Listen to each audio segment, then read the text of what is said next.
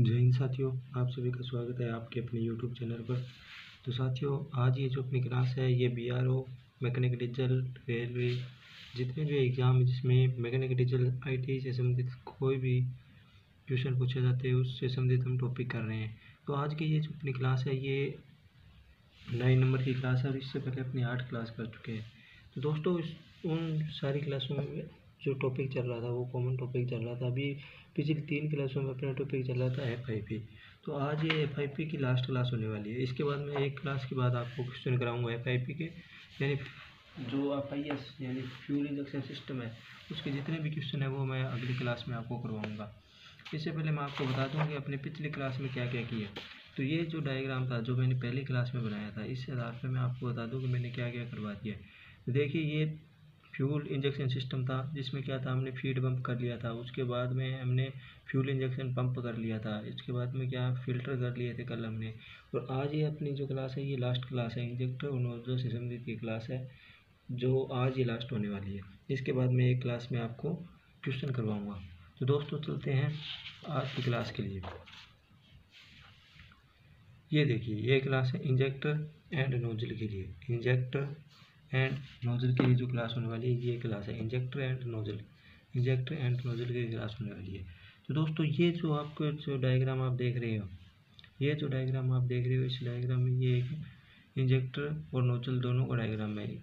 ये एक इंजेक्टर है और यहाँ पे जो ये लगा हुआ है ये इंजेक्टर नोजल है जिसके माध्यम से फ्यूल इंजन में स्प्रे किया जाता है। तो दोस्तों आज की जो क्लास है इसमें मैं आपको इस डायग्राम के माध्यम से बताऊंगा कि इंजेक्टर कैसे काम करता है, कैसे नोजल का क्या कार्य है, किस जो ये पूरा कंपोनेंट मैंने इस यहाँ पे बनाया है, ये पूरा जो डायग्राम बनाया है इस डायग्राम के माध्यम से हम आपको बताऊँगा। चलो थोड़ा सा मैं आपको बता देता हूँ। ये देखिए, यहाँ पे पहले थोड़े क्वेश्चन कर लेता हूँ, थोड़े मतलब थ्योरी कर लेता हूँ। Fuel injector fuel injection system का अंतिम भाग होता है, ठीक है, ये चीज़ याद रखना। फ्यूल इंजेक्शन सिस्टम का अंतिम भाग होता है। चलो तो अपने देखते हैं ये फ्यूल इंजेक्टर जो होता है वो काम कैसे करता है, ठीक है। तो सबसे पहले चलते हैं अपने इस डायग्राम पे। इस डायग्राम में आपको बताता हूँ, ये जो यहाँ पे लगा हुआ है ये है फ्यूल इंजेक्टर। इससे पहले ये FIP से ये जो पाइप आ रही है हाई प्रेशर लाइन, इसके माध्यम से फ्यूल इंजेक्टर या नोजल के अंदर आता है। तो देखिए यहाँ पर जो ये ईंधन इनलेट लिखा हुआ है ये FIP यानी कि फ्यूल इंजेक्शन पंप से ये जो आप पोर्ट्स देख रहे हो इसके माध्यम से ये यहाँ पर आता है। इसके बाद में ये जो आप देख रहे हो ये एक निडल है। निडल के बाद में ये आप जो चीज़ देख रहे हो इसके अंदर फ्यूल भर जाता है, ठीक है। और ये नोजल है, इसके बाद में ये बल्ब लगी होती है इसकी, और ये एक स्पिंडल है, ठीक है। तो होता क्या है, इस इनलेट यानी FIP से ईंधन आता है, इसके अंदर से ईंधन आता है और वो पूरा प्रेशर के साथ आता है, ठीक है। प्रेशर के आने के बाद में क्या होता है कि यहाँ पर फुल प्रेशर बन जाता है, FIP के द्वारा पूरा दबाव बना दिया जाता है, जिससे ये नीडल है, ये प्रेशर बनने के बाद में ये जो नीडल यहाँ पे नीडल है ये यहाँ से अप हो जाती है, ठीक है। ये जो नीडल लगी हुई है ये अप हो जाती है। अप होने के बाद में क्या होता है, ये स्पिंडल ऊपर की ओर चला जाता है।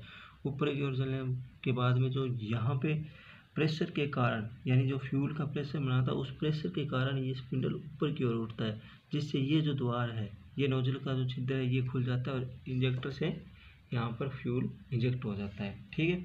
इसके बाद आगे देखिए, ये जो स्पिंडल है ये ऊपर उठता है। ऊपर उठने के बाद ये जो आप देख रहे हो ये क्या है, ये स्प्रिंग है। ये स्प्रिंग क्या करता है, पूरी तरह ये स्प्रिंग है, यहाँ पे स्प्रिंग, ठीक है। ये स्प्रिंग पूरा कंप्रेस हो जाता है। कंप्रेस होने के बाद में वही प्रक्रिया आगे पूरी दोहराई जाती है। फिर जो ये फ्यूल है वापस इसके अंदर आ जाता है और यहाँ पे बाद में पूरा प्रेशर ये भर जाता है। उस भरने के बाद में क्या होता है, प्रेशर क्रिएट हो जाता है और ये वापस बंद हो जाता है, ठीक है।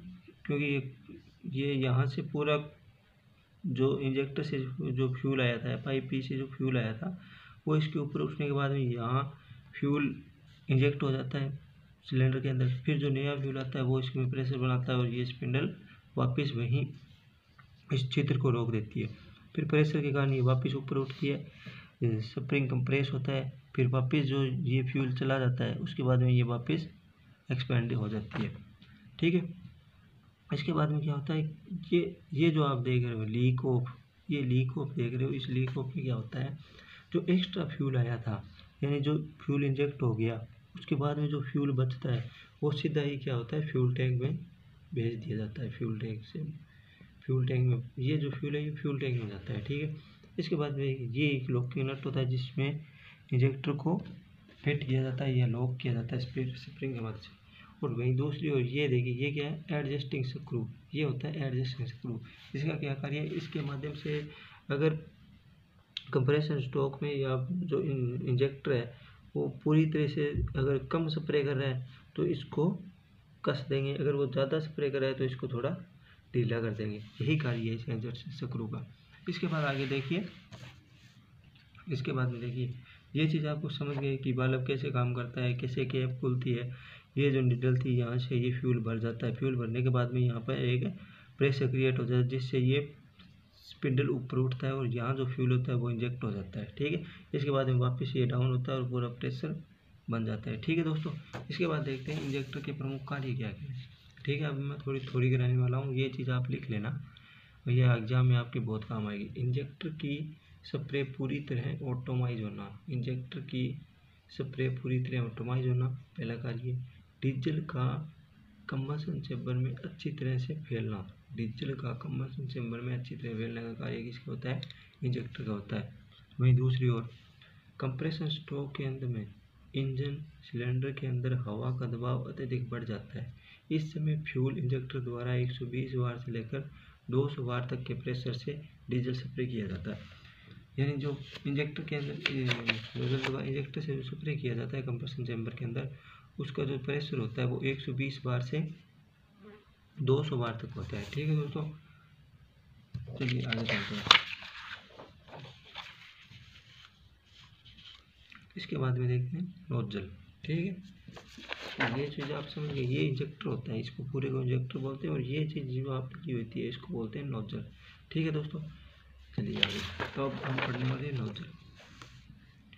नोजल इंजेक्टर का सबसे महत्वपूर्ण भाग होता है। नोजल यानी बारीक सा होल, यह नोजल किसे कहते हैं, एक बहुत ही बारीक महीन होल होता है जिसके माध्यम से फ्यूल को स्प्रे किया जाता है, ठीक है दोस्तों। इसके बाद हम देखते हैं नोजल के प्रकार कौन कौन से। नोजल के प्रकार है, पहला प्रकार कौन सा है, सिंगल होल नोजल। इस नोजल में एक होल होता है, सिंगल होल नोजल, इस नोजल में एक ही होल होता है, ठीक है। इसके बाद दूसरा नंबर का है multi hole nozzle, multi hole nozzle, इसमें 1 से 8 तक के होल होते हैं, यानी इसमें होल है वो बहुत ज़्यादा होते हैं, यानी 1 से 8 तक होल होते हैं इसमें, ठीक है। इसके बाद देखते हैं पिंटल नोजल। इस नोजल में निडल की नोक कुछ लंबी होती है और ये पिन के आकार की होती है, पिंटल यानी पिन, नाम से पता चल रहा है। इस नोजल में निडल की नोक होती है वो कुछ लंबी होती है। सॉरी दोस्तों, 2 मिनट रुकना।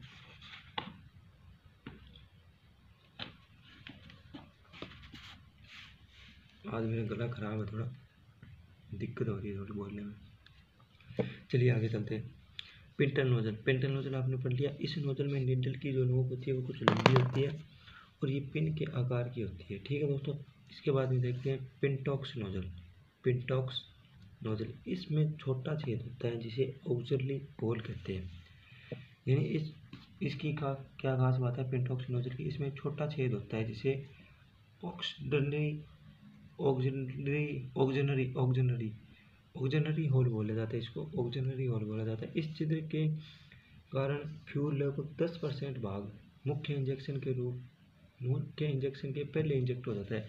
यानी कंबशन चैम्बर के अंदर जब मुख्य रूप से इंजेक्टर की स्प्रे होती है, नोजल इंजेक्टर द्वारा स्प्रे की जाती है, उससे कुछ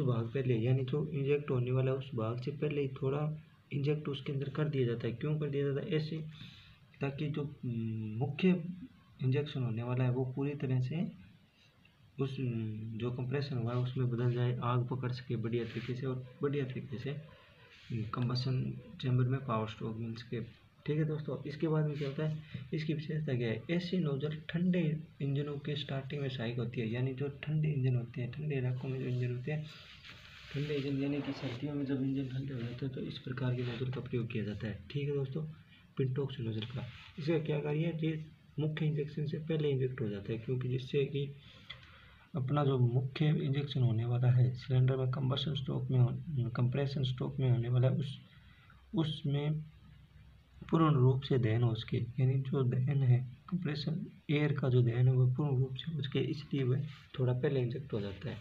ठीक है दोस्तों, इसके बाद देखते हैं इंजेक्टर टेस्ट। इंजेक्टर टेस्ट कितने प्रकार के होते हैं? इंजेक्टर टेस्ट 3 प्रकार के होते हैं। पहला टेस्ट कौन सा होता है? Pressure test. प्रेशर टेस्ट क्या होता है? इंजेक्टर प्रेशर टेस्ट के दौरान इंजेक्टर नोजल कितने प्रेशर पर डीजल स्प्रे कर रहा है, यानी अपने को चीज़ चेक करनी है कि जो डीजल इंजन जो इंजेक्टर है जो प्रेशर के द्वारा डीजल को या फ्यूल को जो स्प्रे कर रहा है वो किस प्रेशर के आधार पर कर रहा है, यानी उसका प्रेशर क्या है, यही चीज़ चेक करने के लिए प्रेशर टेस्ट किया जाता है। वहीं दूसरी ओर क्या है? Leak off test. Leak off test क्या होता है? नोजल को इंजेक्टर टेस्टर पर लगाकर 150 बार पर प्रेशर बनाया जाता है। ये याद रखना, 150 बार का प्रेशर बनाया जाता है एवं प्रेशर लगभग 10 सेकंड तक बनाए रखा जाता है कि नोजल लीक तो नहीं हुई है।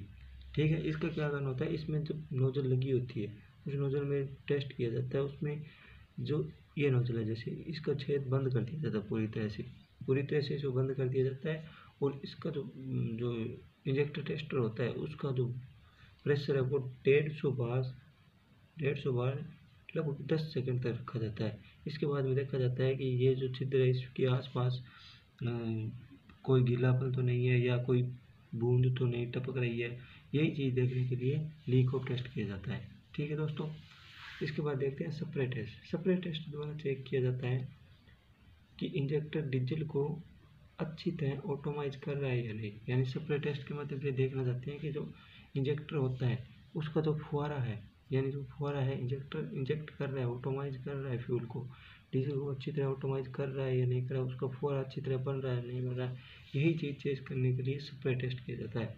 ठीक है दोस्तों, इसके बाद में एक मेन चीज़ और बता देता हूँ, जब आप इंजेक्टर टेस्ट कर रहे हो तब क्या है, ये बहुत ही इंपॉर्टेंट है, ये पूछी जाती है एग्जाम में। टेस्टर करते समय शरीर का कोई भी भाग स्प्रे के सामने ना लाएं, नहीं तो डीजल के अत्यधिक प्रेशर के कारण शरीर के उस भाग में आर पार छिद्र हो जाता है। ठीक है दोस्तों, इसकी ये बहुत ही बढ़िया सावधानी है, ये बात सावधानी याद रखनी है अपने को।